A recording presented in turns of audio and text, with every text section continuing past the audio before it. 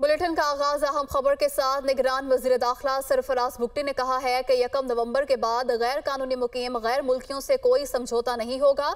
हमने प्लान को हतमी शक्ल दे दी है। तमाम तैयारियां मुकम्मल हो चुकी हैं। वापस जाने वाले फी खानदान 50,000 रुपए अपनी करेंसी में ले जा सकेंगे। डॉलर ले जाने की इजाजत नहीं होगी। गैर मुल्कियों की मुआवनत करने वालों के साथ भी सख्ती होगी। गैर कानूनी शनाख्ती कार्ड्स बनाने वालों के खिलाफ भी एक्शन होगा। हमें DNA कराना पड़े या कुछ भी करना पड़े हम करेंगे। हम एहसान फरामोश और मेहमान फरामोश नहीं हैं।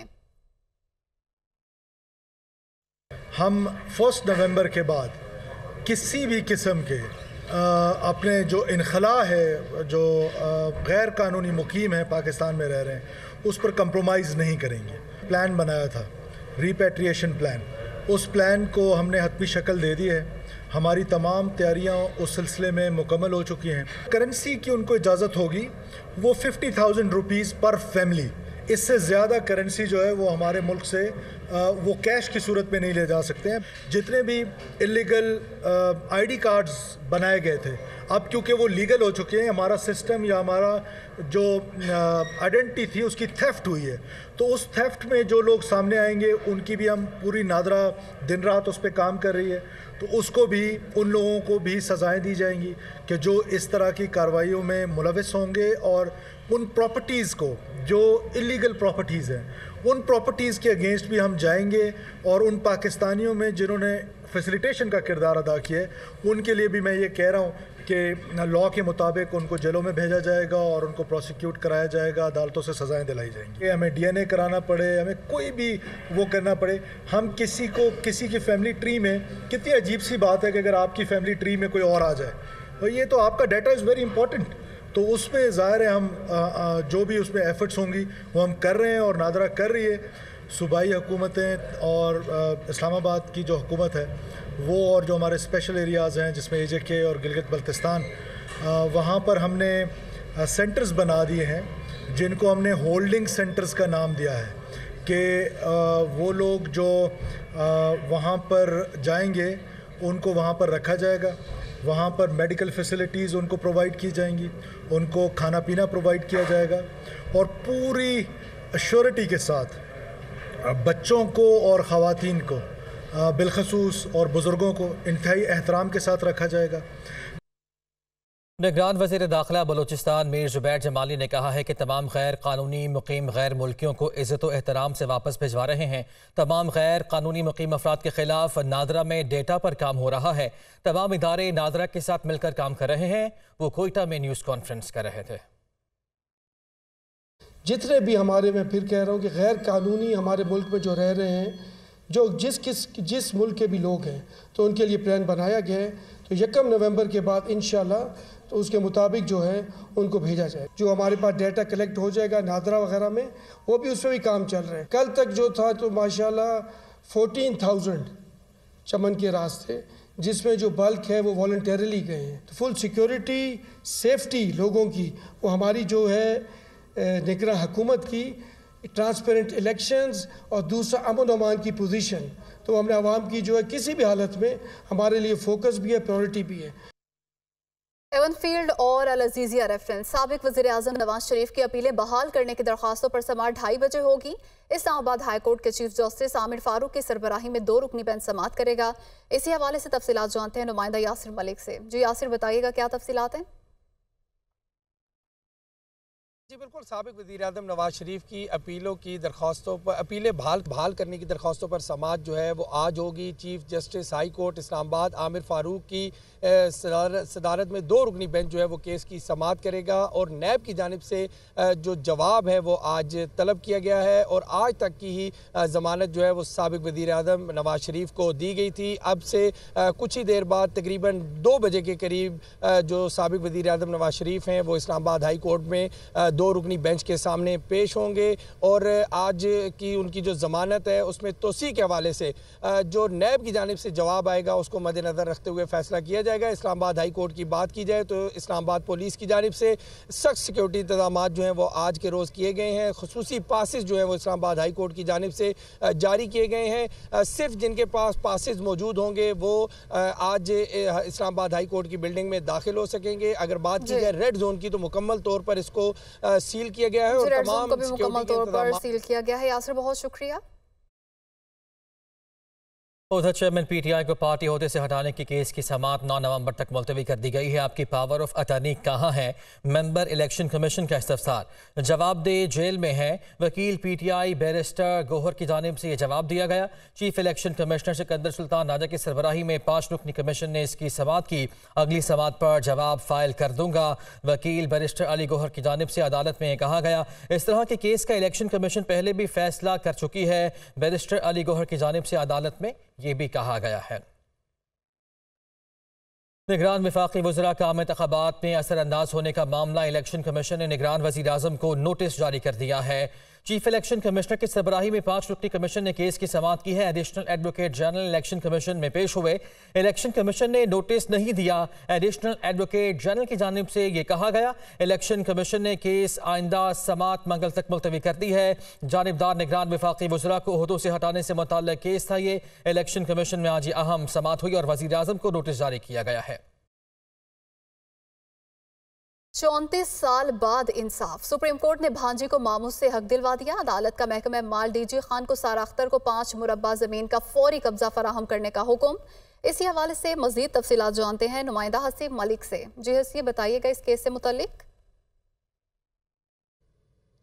देखिए, ये 34 साल बाद जो है इंसाफ की फराहमी सामने आई है, क्योंकि एक ख़ातून थी शहरी सारा अख्तर जो कि अपने मामू से ज़रई ज़मीन के लिए उसने दरख्वास्त दायर की थी और उसके कब्ज़े के हसूल के लिए ये दरख्वास्त दायर की थी, जिसके ऊपर chief justice of Pakistan justice Qazi Faez Isa की सरबराही में 3 रुकनी बेंच ने जो है समाअत की है और अदालत ने भांजी को अपने मामू से ज़मीन फौरी तौर पर जो है मुंतकिल करने का हुक्म दे दिया है कि जो मामू हैं सरदार मंसूर को हुक्म दिया है कि वो 5 मुरब्बे की जो ज़मीन है 5 मुरब्बा जो ज़मीन है वो फौरी तौर पे भांजी के हवाले करे। दरख्वास्त गुजार के जो वकील थे उनकी जानिब से ये मौक़िफ़ इख्तियार किया गया था कि जो है उनकी ज़मीन पर कब्ज़ा किया गया है और उनको फराहम नहीं की जा रही, जबकि जो सरदार मंसूर थे जो कि मामू लगते हैं रिश्ते के अंदर सारा अख्तर के, उनके वकील की जानिब से ये मौक़िफ़ इख्तियार किया गया था कि 1989 के अंदर जो है ज़मीन को फ़रोख्त कर दिया गया था भांजी सारा अख्तर की जानिब से अपने मामू को, और उसके 20 साल के बाद उनकी जानिब से दोबारा ये दरख्वास्त दायर की गई है और बाकायदा तौर पे जो सारा अख्तर है उनकी जानिब से अपने दस्तखत से भी इनकार किया गया है, जबकि अदालत तफसीलात से आगाह किया। पंजाब असम्बली में गैर कानूनी भर्तियों का केस, एंटी करप्शन ने परवेज़ इलाही को जिला कचहरी के जुडिशल मजिस्ट्रेट के रूबरू पेश कर दिया। सारे रिलीफ नवाज शरीफ और शहबाज शरीफ के लिए हैं। चौधरी परवेज़ इलाही की जानिब से मीडिया से गुफ्तगू में कहा गया। आज समाअत में क्या कुछ हुआ जानते हैं। हमारे नुमाइंदे लाहौर से मोहम्मद अशफाक हमारे साथ मौजूद हैं। अशफाक, बताइएगा। जी बिल्कुल, लाहौर की जिला कचहरी के जुडिशल मजिस्ट्रेट के रूबरू पंजाब असम्बली में गैर कानूनी भर्तियों के केस में चौधरी परवेज इलाही को अदालत में पेश कर दिया गया है और इस मौके पर एंटी करप्शन की जानिब से परवेज इलाही के 14 रोजा जिस्मानी रिमांड की इस्तदा की गई है, जबकि परवेज इलाही के वकील ने इस दरख्वास्त की मुखालफत की और ये कहा कि मामला भी लाहौर हाई कोर्ट में पेंडिंग है, लिहाजा लाहौर हाई कोर्ट के फैसले का इंतजार किया जाए। इस दौरान साबिक वज़ीर आला चौधरी परवेज इलाही ने कहा कि नवाज शरीफ और शहबाज शरीफ के लिए ही सारे रिलीफ हैं। 5 माह से हम जमानत पर हैं, लेकिन फिर भी हमें तंग किया जा रहा है। परवेज इलाही ने यह भी कहा कि इंसाफ तो वो है जिसको अवाम तस्लीम करे और इंसाफ होता हुआ भी नजर आना चाहिए। हमने हमेशा इदारों और अदालतों का एहतराम किया है। परवेज इलाही ने यह भी कहा कि नवाज शरीफ लाडले के लिए सारे रिलीफ और बाकियों के लिए सख्ती है जिसे अवाम तस्लीम नहीं करती। इस वक्त जुडिशल मजिस्ट्रेट के रूबरू इस केस की समाअत जारी है। ठीक है, शुक्रिया आपका अशफाक। और अभी अपडेट यह है कि इलेक्शन कमीशन इस्तेहकाम पाकिस्तान पार्टी को उकाब का निशान अलाट कर दिया गया है। इलेक्शन कमीशन ने इस्तेहकाम पाकिस्तान पार्टी की दरख्वास्त मंजूर कर ली है। तफसीलात जान लेते हैं। इस्लामाबाद से हमारे नुमाइंदे वकार सैयद हमारे साथ मौजूद हैं। वकार, बताइएगा। जी बिल्कुल, इलेक्शन कमीशन ने जो इस्तेहकाम पाकिस्तान पार्टी है उनको जो औकाब का इंतखाबी निशान है वो अलाट कर दिया है। इलेक्शन कमीशन ने अब से कुछ देर कबल ही जो महफूज फैसला था वो सुना दिया है और उस फैसले में मजीद कहा गया कि जो इस्तेहकाम पाकिस्तान पार्टी है उनकी जानिब से बल्ला, औकाब और जो स्पैरो यानी जो चिड़िया का इंतखाबी निशान है वो मांगा गया था। ताम जो दो इंतखाबी निशान है जिसमें चिड़िया वो भी एक जो सियासी जमात है पाकिस्तान मुस्लिम लीग उसके पास है, जबकि इसके अलावा जो दूसरा इंतखाबी निशान है जो बल्ले का वो पाकिस्तान तहरीक इंसाफ के पास है। जिसके बाद इलेक्शन कमीशन ने बाकायदा तौर पर पाकिस्तान इस्तेहकाम पाकिस्तान जो पार्टी है उसको बाकायदा तौर पर जो औकाब का इंतखाबी निशान है वो अलाट कर दिया है और इसके साथ जो इस्तेहकाम पाकिस्तान पार्टी की जो रजिस्ट्रेशन का अमल है वो मुकम्मल हो चुका है और अब आइंदा वो किसी भी इंतखाब में बाकायदा तौर पर अपने जो इंतखाबी निशान है औकाब का उस पर बाकायदा तौर पर उस पर हिस्सा ले सकेंगे और अपने जो इंतखाबी में जो मैदान है उसमें बिल्कुल ठीक है। अब औकाब के निशान पे APP जो है वो इलेक्शन लड़ेगी। शुक्रिया आपका वकार।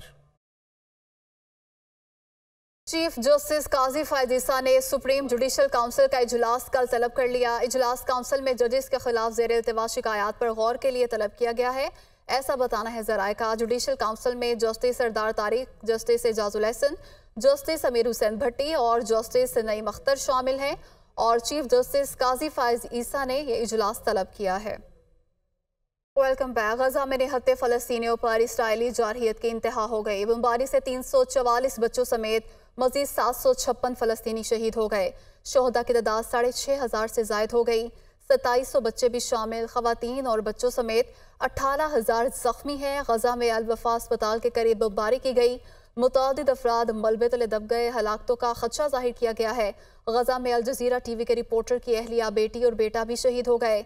इसराइल का शाम में फौजी बैरक पर हमला, 8 शामी फौजी भी शहीद हो गए। पाकिस्तान ने इसराइल और फ़लस्तीन की गैर मशरूअ जंगबंदी का मुतालबा कर दिया है। तर्जुमान दफ्तर खारिजा मुमताज़ ज़हरा बलोच ने कहा है कि इसराइल फ़लस्तीनियों की नस्ल कुशी कर रहा है। फ़लस्तीन में सूरत हाल तशवीशनाक है। अब तक 6,700 फ़लस्तीनी शहीद हो चुके हैं। 2,000 से ज़ायद मासूम बच्चे भी जंग की भेंट चढ़ गए। गजा के शहरियों के लिए खुराक, पानी और अद्वियात की शदीद किल्लत है। उम्मीद है आज जनरल असम्बली के इजलास में जंगबंदी पर पेशरफ्त होगी। पाकिस्तान इस फ़लस्तीनी रियासत की हिमायत करता है जिसका दारुल खलाफा अल कुदस है, ऐसे कहा गया तर्जुमान दफ्तर खारिजा की जानिब से। खबरों का सिलसिला आगे बढ़ाते हैं। अभी खबर यह है कि कच्चे के डाकुओं के खिलाफ मुश्तरका ऑपरेशन से मुताल्लिक निगरान वज़ीर आला सिंध और निगरान वज़ीर आला पंजाब की ज़ेर सदारत इजलास हुआ। कच्चे के इलाके में मोबाइल फ़ोन की सहूलत को कमज़ोर करने का फैसला किया गया है। तफसीलात जान लेते हैं। हमारे नुमाइंदे कराची से मोहम्मद अरशद हमारे साथ मौजूद है। अरशद, बताएगा इजलास में मज़ीद क्या फैसले किए गए हैं?